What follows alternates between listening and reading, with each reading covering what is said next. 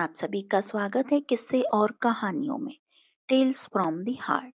आज हम मंगलवार के दिन हनुमान जी के 108 अलग अलग नामों का स्मरण करेंगे। चलिए शुरू करते हैं। इसके अंदर नाम के साथ उनके अर्थ भी दिए हुए हैं। ओम अंजनाय नमः, ओम महावीराय नमः, ओम हनुमते नमः, ओम मारुतात्मजाय नमः, ओम तत्वज्ञानप्रदाय नमः, ओम सीतादेवी मुद्राप्रदायकाय नमः, ओम अशोकावनक्षेत्रे नमः, ओम सर्वमायाविभञ्जनाय नमः, ओम सर्वबन्धविमोक्त्रे नमः, ओम रक्षोविन्ध्वंशकारकाय नमः, ओम परविद्यापरिहारे नमः, ओम परशौर्यविनाशनाय नमः, ओम परमन्त्रनिराकर्त्रे नमः, ओम परयन्त्रप्रभेदके नमः, ओम सर्वग्रहविनाशिनाय नमः, ओम भीमसेन सहायकृते नमः, ओम सर्वदुःखहराय नमः, ओम सर्वलोकचारिणाय नमः, ओम मनोजवाय नमः, ओम पारिजाताय त्रिमूलस्थाय नमः, ओम सर्वमन्त्रस्वरूपवते नमः, ओम सर्वतन्त्रस्वरूपिणे नमः, ओम सर्वयन्त्रात्मकाय नमः, ओम कपीश्वराय नमः, ओम महाकाय नमः, ओम सर्वरोगहराय नमः, ओम प्रभेवाय नमः, ओम बलसिद्धकराय नमः, ओम सर्वविद्यासम्पत्तिप्रदायकाय नमः, ओम कपीसेनानायकाय नमः, ओम भविष्यचतुरनाय नमः,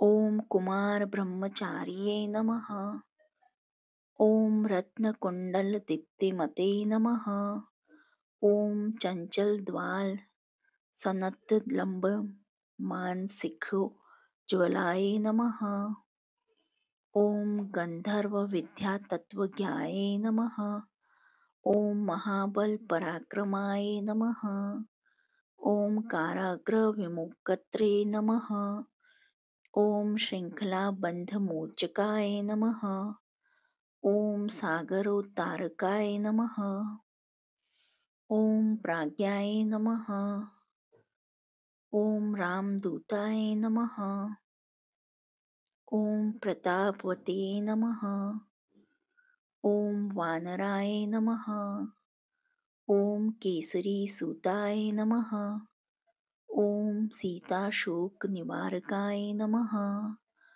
ओम अंजनागर्भसम्भूताय नमः, ओम बालकासुरदंशाननाय नमः, ओम विभीषणप्रियकराय नमः, ओम दशग्रीवकुलन्तकाय नमः, ओम लक्ष्मणप्राणदात्रे नमः,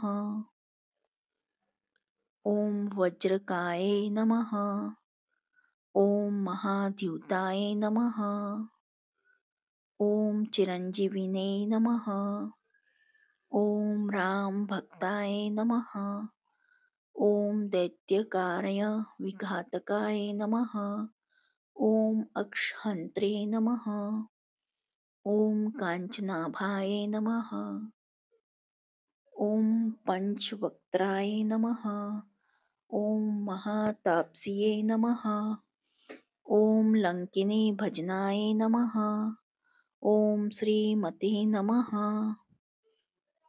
ओम सिंहिका प्राणभञ्जनाय नमः, ओम गन्धमादनाय शैलस्थाय नमः, ओम लंकापुरविदायकाय नमः। ओम सुग्रीसचिवाय नमः। ओम धीराय नमः।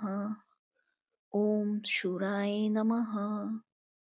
ओम दैत्यकुलंताकाय नमः। ओम सुरार्चिताय नमः।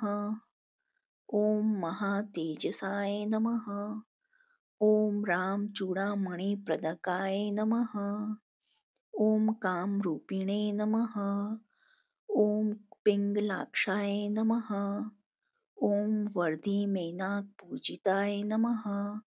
ओम कबलीकृत मार्तंड मंडलाय नमः। ओम विजितेन्द्रियाय नमः। ओम राम सुग्रीसंध्राय नमः। ओम महारावणमर्दनाय नमः। ओम स्फाटेकाभ नमः। ओम वागधीशाय नमः। ओम नव्यायकृत पंडिताय नमः। ओम चतुर्बाहवे नमः। ओम दीनबंधुराय नमः। ओम महात्माय नमः।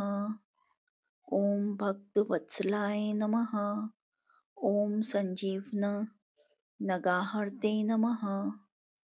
ओम सूचये नमः। ओम वाग्मिने नमः। ओम दृढ़व्रताय नमः। ओम कालनेमि प्रमथन नमः। ओम हरिमर्कटमर्कटाय नमः। ओम दान्ताय नमः। ओम शान्ताय नमः। ओम प्रसन्नात्मने नमः। ओम शान्तकण्ठमदापहते नमः। ओम योग्याय नमः। ओम मखतालोलाय नमः। ओम सीता ओम सीता वैष्णवे पंडिताय नमः। ओम वज्रधनुष्टाय नमः। ओम वज्रनखाय नमः। ओम रुद्रवीर्यसमुद्भवाय नमः। ओम इन्द्रजित्पहितामोघ ब्रह्मास्त्र विनिवारकाय नमः। ओम पार्थध्वजाग्रवासिने नमः। ओम शरपंजरभेदकाय नमः।